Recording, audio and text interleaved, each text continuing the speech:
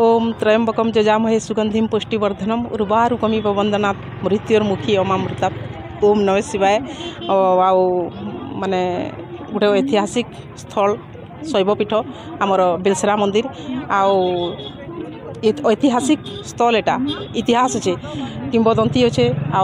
आज जिन प्रकार भीड़ होइछे एटा गोटे आमर भावनार बाहर बहुत बढ़िया लोकंकर मन भितरे माने भक्ति भावना सृष्टि हो जेंथिके कि गोटे माहौल सृष्टि हो आध्यात्मिक सचेतनता लोकंकर भितरे जागृत हो लोकर समागम बहुत भीड़ बहुत बढ़िया आगामी दिन रे निश्चित भाव में एटा गोटे आउ डेभलप होगा एरियाटा आउ भी भीड़ होगा सरकार दृष्टिगोचर हो यहाँ निश्चित भाव में भी किसी फंड्स पड़े काम भी होचे डेभलप होचे आगामी दिन में भी आउ केनता बढ़िया हो पारबा निश्चित भाव में आमर जनसाधारण आमर मंदिर कमिटी आमर सीनियर सिटीजन माने भी अच्छा सबकर दिग्दर्शन रे आमर शैवपीठ बेलसरा मंदिर निश्चित भाव में आउ डेभलप करके आगे बढ़वा। धन्यवाद। आमर घरटा तो गवर्नमेंट ही आमर ना सरोजिनी पुरुषे आज बेलसरा के दर्शन करवा लगे आसीचु आई थी लोग बहुत विश्वास करुछन मंदिर के प्रत्यक्ष देवता तार सुखे इना सृजना होइछन दिने रे मंदिर होइछे बन माने होइछे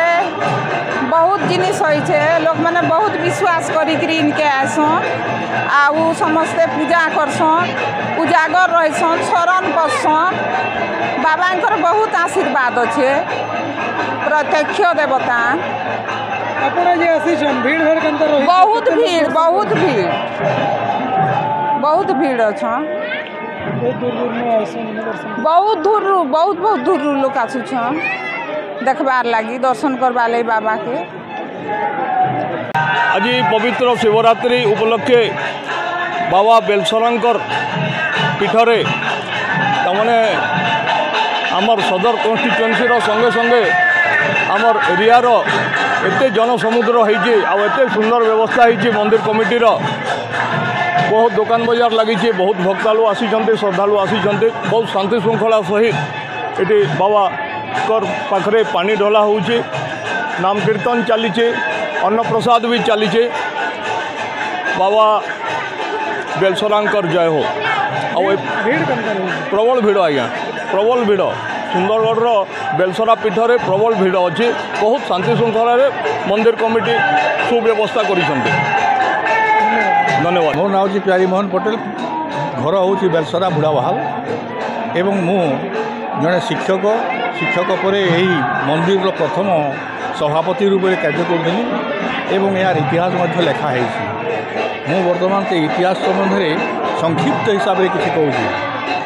1400 ख्रीष्टाब्दर कथा जिते केसरी वंशर राजा मैंने राजत्व करते से समय 5-6टी गढ़ से रही जमी सरबगढ़ जूनागढ़ सेमती बेलसराटा हूँ गोटे गढ़ ये केसरी वंशर राजा मैंने राजत्व कर रोते एवं तांकर सुरक्षा पाई यही अंचल 18 गंडा 72टी बंध बा पोखरी निर्माण करते जहाँकि शत्रु मैंने सहज आसी पारे ना यह माने पश्चिम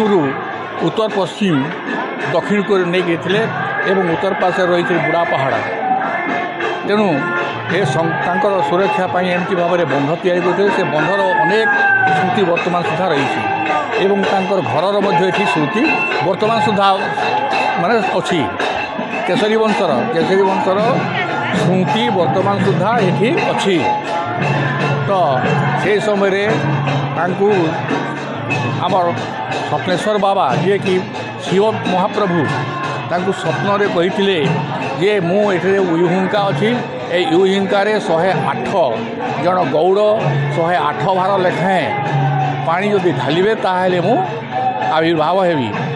सेही राजंकर आदेश अनुसार सेही अनुसार 108टी गौड़ 108 भार लेखा पानी ढालिबारु आ बाबा स्वप्नेश्वर उत्पत्ति होइछि एवं यार ऐतिह्य एमिति भाव में अच्छी जे वर्तमान बाबा को जिते आपण पानी ढालतु पाइप रे मध्य पानी ढालतु आपण टिके पानी पाइबे नाई सब सुखा एवं से पानी कौटी जाऊँगी वर्तमान सुधा तार पता मिलूनी बा जानी एवं ये मंदिर जो तैयारी है नाही खोला है बड़ बड़ ना से तार किसी स्रोत जना पड़ा ना तो एमती भाव में यही मंदिर अति ऐतिह्य अच्छी एवं पुरातन हिसाब से आम देखा गले यह हूँ पुरातन एक स्मृति एवं यही स्मृति मंदिर आम सरकार को अनेक थर अनुरोध करूँ एवं सरकार तरफ अनेक दाबी पूरण होती अनेक किसी करार अच्छी से गुड़ाक करने आम आशा रखी। धन्यवाद।